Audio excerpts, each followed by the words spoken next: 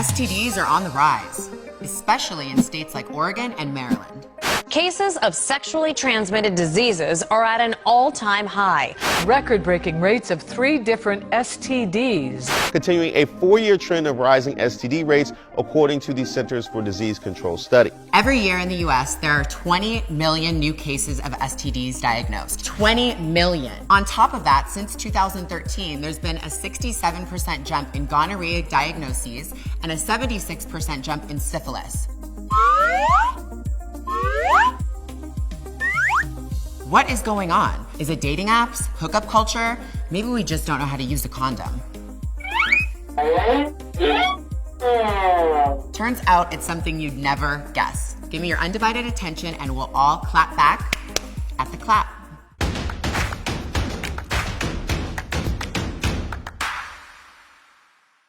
STDs are clearly on the rise. But why? One of the main reasons is money. Yep, money. Greenbacks, dinero, hot cabbage. Over the last 15 years, $21 million in STD prevention funding for the CDC was cut. On top of that, the tax bill passed in 2017 cut an additional $750 million from the CDC's Prevention and Public Health Fund. And a new bill was signed cutting that same fund by $1.3 billion over the next 10 years. $1.3 billion. That's enough to buy every adult in America 5 condoms, which could be pretty helpful. But it's not just at the federal level. With fewer healthcare options, the number of STIs actually go up because they often get left undiagnosed and untreated, which means people can accidentally spread the disease to others, including infants during pregnancy. We've actually gotten so good at treating STDs that experts say people are less worried about contracting them in the first place. Thus, unprotected sex doesn't seem so risky. There's also this other thing. Some STDs are starting to resist the antibiotics used to treat them. What good am I if I can't even do my job? I'm worthless. It will be okay.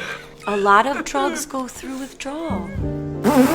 Things have escalated so much that the World Health Organization has called for the creation of new antibiotics, but currently only 3 are in early development stages. In other words, we have to wait. And if there's one thing we know people love to do, it's wait.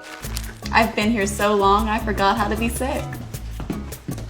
So what can we do to solve this problem? First, and probably the easiest thing, is to increase condom use. Only about 1/3 of Americans use condoms, and an estimated 5% of men worldwide use them. Weirdly enough, Bill Gates, that guy who made those computers that my dad still uses, is trying to fix this problem. In 2013, he gave out grants to scientists to better develop condoms, and they came up with a lot of ideas, like condoms that shrink wrap for a better fit and ones that use beef tendons to feel more like skin.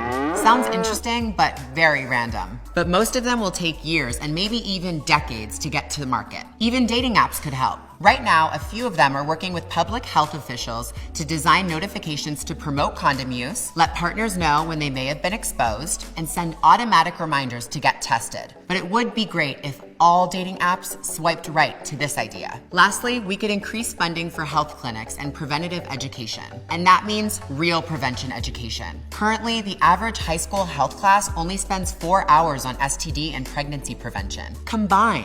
You came from sex. You came from sex. You came from sex. You came from sex. Well, that's all the time we have for sex ed. Be safe out there. How? I have no idea.